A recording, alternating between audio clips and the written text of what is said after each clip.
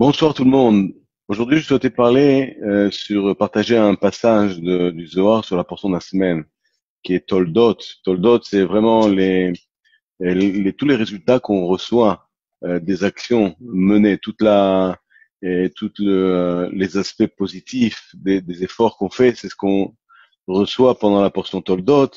Et une des choses intéressantes qu'il y a, c'est toute l'histoire du droit d'aînesse qui a été pris par Yaakov à Esav et de la bénédiction aussi qui a été volée par Yaakov à Esav avec l'aide de Rivka. Il y a beaucoup de choses que souvent on se pose des questions, on se dit comment c'est possible. Yaakov c'est quelqu'un de pur, de simple, etc. Il est toujours dans les tentes on dit que Yaakov il dit toujours la vérité alors que là il ment. Comment est-ce que c'est possible? Le Zohar, il explique dans la portion, le verset numéro 141 de cette portion, il est écrit comme ça.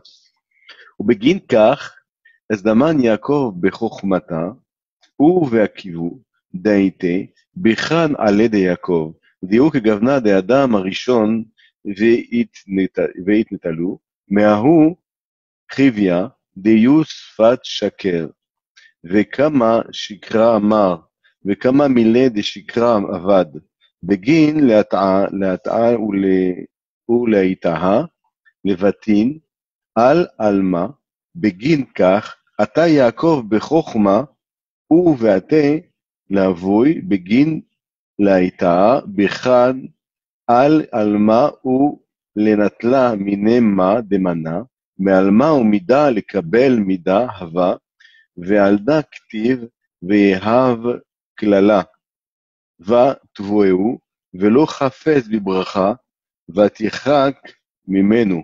עלי כתיב, ארור אתה מכל הבהמה ומכל חיית השדה, וישתר לדרי דרין, ואתה יעקב ונטל מיני בחן. Intéressant, le Zohar, il parle qu'en réalité, c'était qui Yaakov? C'était la réincarnation de Adam.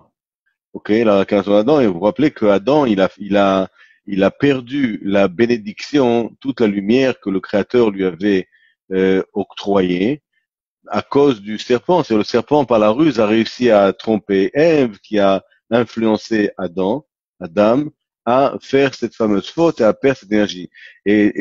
Sachez que Ève, c'est la réincarnation, Rivka, c'est la réincarnation de Ève. Et Rivka, elle vient corriger cette faute. C'est pour ça qu'elle est là pour maintenant influencer Jacob à récupérer cette bénédiction qui était dans les mains du serpent, donc qui était pas là pour le bénéfice de l'humanité.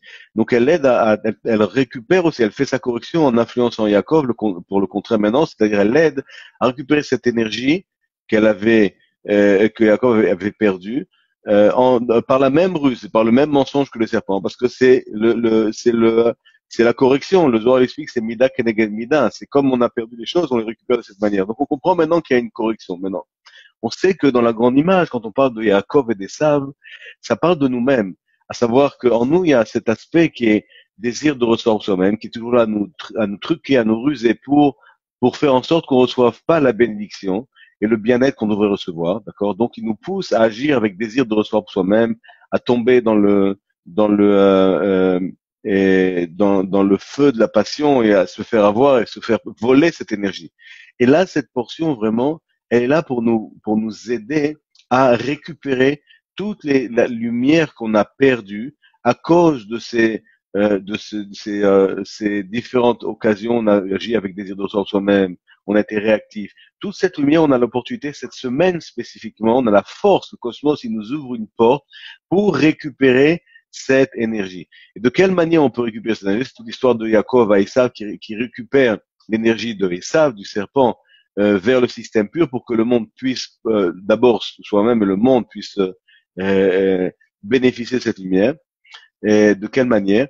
En faisant en sorte que Yaakov, qui était une personne qui dit toujours la vérité, qui est calme, qui ose pas faire, justement, il va à l'encontre de sa nature, à l'encontre de sa nature. De la même manière, cette semaine, on a l'opportunité, en allant à l'encontre de notre nature, de faire un travail qui est pas confortable dans le but de révéler plus de lumière dans sa vie.